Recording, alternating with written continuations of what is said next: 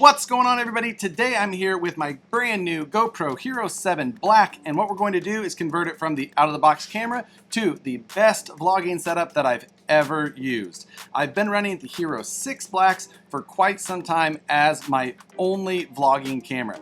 Vlogging was something that I just wasn't comfortable doing with my DSLR and the Gorilla Pod, the look that you see so many people use.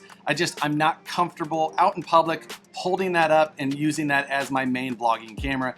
It's awkward going into places for me. I have a hard time getting over that barrier of feeling natural talking into something like a DSLR in public. I initially started using the Hero 6 Black because of the image stabilization inside of it, and I felt that that was going to make it great for vlogging. Now, the GoPro Hero 7 has obviously taken that one step further, and that's why I jumped on board and picked it up as soon as I saw the release specs and their new Hyper Smooth, which basically obviously is just enhanced video stabilization. So I'm going to go through and show you my updated vlogging camera setup for the Hero 7 Black. Now, a few months back, I did a how-to video on setting up my vlogging setup. It's got a 3D printed case, and that's really the heart of this setup because it's what holds the microphone and the audio adapter that GoPro makes you use to use an external microphone with the either Hero 5, 6, or 7. So my 3D printed adapter is still needed. Now, if you don't want to order it off of Shapeways and source all the hardware and things like that yourself, I do still build these for people. So if you're interested, you can contact me through the social media links in the description below.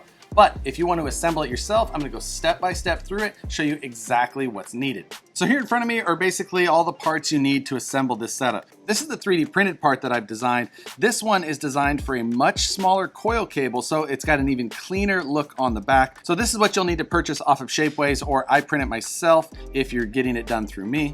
This is a little audio cable brace. Now this piece goes on the side of the actual housing itself, and it braces the GoPro audio cable where it goes into the camera. That is like one connection that is just, it's sketchy. Where it goes into the side of the GoPro, it just feels like this could easily break. So I designed up this simple brace that screws into place, and it just makes this cable connection rock solid and completely takes away the worry that I'm going to damage either the audio adapter cable or the camera itself. This is a 2-pack of the coil cables that I use for this adapter. Now, finding the right coil cables has been one of the hardest parts of this audio adapter. I'm always trying to find one that's short enough that it actually looks good. I finally found these micro ones, and they're perfect, so I decreased the size of the loops here in the back of the case, and they fit super nice in there. I'll put a link to every one of these products in the description below so you can find exactly which ones I'm talking about if you want to build this yourself at home. I use a rubber O-ring to retain everything inside of this case. Now this is an M3x8 rubber O-ring. You can vary around that size range. I don't suggest going larger than M3, which is the diameter, and anywhere from like 43 to 39 millimeters pretty much should work for this setup. It holds your microphone on the side, and it just keeps your audio adapter from falling out. It doesn't take a lot of pressure, and most things should really work. Then you need an external microphone. This is the Edutige ETM001. This is a $27 non-directional microphone. They also have the ETM008, which is a directional shotgun microphone, nearly this same size, but it's $67, so it's a $40 increase. I personally run the 008, but the 001 works really well as well. So if you want to save 40 bucks, this is not a bad option at all. The GoPro Audio Adapter is something you just have to run an external microphone for better audio on the GoPro. The whole purpose of the 3D printed adapter box that I've got here was to hold this and then make everything nice and compact. This is the aluminum GoPro housing. Now, this housing is something you can easily find on eBay or Amazon. However, I search for a very specific style because there is several variances of each of them. I personally like the one that uses the slide-up door in the back. So this actually helps retain the camera. I do not use the side pinch screw to retain the camera at all. I actually remove this from this side, and this is the thumb screw that I use to hold on that audio cable brace. So I put that on this side of the housing and screw it into place. Now all of these cases come with a lens cap and a 52mm UV filter. Now, I normally change out that UV filter for an ND filter. I believe that the GoPro performs a little bit better with an ND4 or at least an ND2 filter in place, so I normally remove the UV filter. And lastly, you need a tripod or grip of some sort. Now, tripods and grips are something that I've played around with the most on this setup. And this version is the one that I've finally landed on. It's just got a good build to it. It's got kind of flexible but firm enough legs, and they're rubberized. It just feels the best in your hand. It's still flexible enough to work on uneven surfaces. Overall, it's just become my preferred option, and it's a little bit cheaper than the 1K Gorilla Pod that I had been using. Problem with the Gorilla Pods is that they just break and become loose. The legs end up just kind of popping in and out too easy over time. They just break down. I love the Gorilla Pods, but really they just have kind of become my backup tripods for my stationary cameras that I'll use when I'm out shooting. The only thing that I didn't like about this tripod was this really bright red ring on the top. So I actually disassembled mine and then spray painted it with some automotive black trim paint, and it just makes it blend in that much better. It doesn't take that much time to remove the 3 screws on the bottom, but you have to scuff it and then repaint it. I also removed the rubber and the leveling bubble before doing that. It's not that hard. You can pry it up with a razor blade knife, and this one you kind of just work out with the razor knife until it pops out. Then you can just press fit it all back together. But that black stealth look looks way better. Now, I have personally replaced the thumb screw with an orange anodized version, just because I like orange and it's a little pop of color. The other nice thing about this tripod specifically is that it does come with the GoPro tripod mount adapter. Simple addition, but saves you a few bucks. So for the actual case assembly, the first thing we're gonna do is take the O-ring and place it around the case. You wanna make sure that that O-ring is pushed down into the groove designed in the case, both on the top and on the bottom. Now, on the bottom of the aluminum case, you'll see a number of holes down here. The center one is tapped for 1/4-20, like you see on a lot of camera accessories.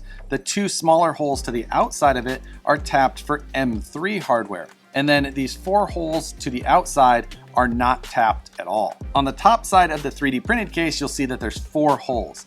The 2 center holes are for the M3 screws. If you want to just bolt this setup together, you can use the 2 M3 screws to attach it to the case itself. I suggest using M3 flathead screws, and I'll put the link to those in the description below. You'll need to fish those 2 screws inside of the case and then down through those holes, line it up, and then screw them in using the access holes on the bottom. However, if you want a setup that's more secure, I actually drill and tap 2 of the holes on the bottom for 1/4-20 threads. Now, this takes a couple of extra tools, but it gives you a much stronger build. I do this for all of the cases that I build in-house. I'll link in the description to the drill size and the tap that you would need to do this. After I've drilled and tapped the 2 holes on the bottom of the aluminum case, then I take my 1/4-20 by half flathead screws and I fish them into the case itself. I use my T-handle wrench to get them started into the case.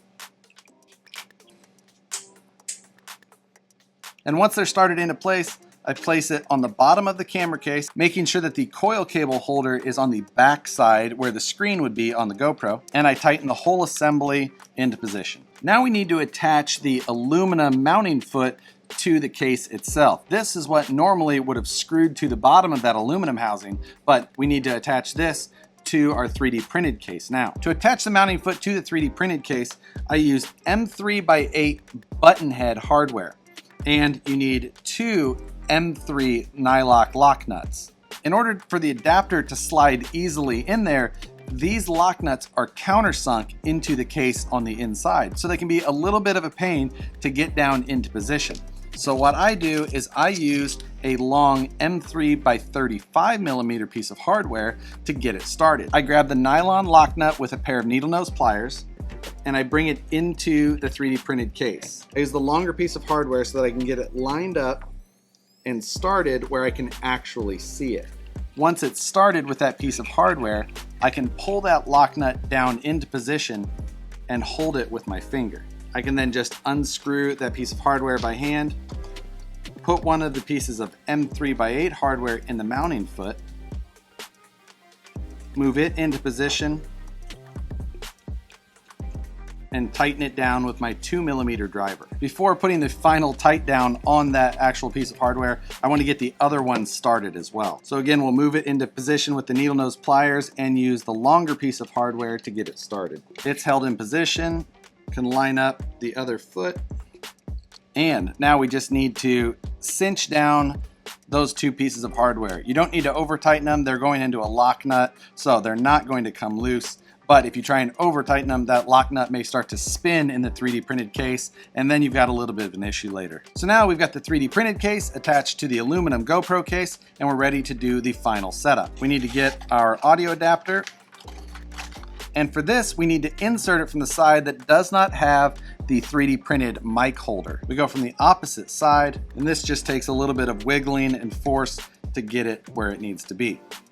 Once on this side, you need to pull the cable through so that it is to the center of where that O-ring sits. Now when inserting the adapter into the case, simply just force that O-ring out of place. I also like to keep the mic input adapter towards the front side of the case. Move that O-ring to the side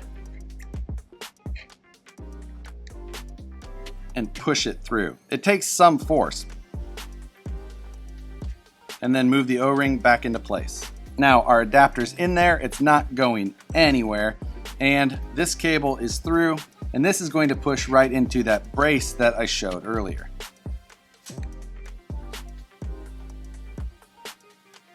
Now we need to grab one of those coil cables. So this is that micro coil cable that I recently found, and it's just much smaller than the old system that I was running.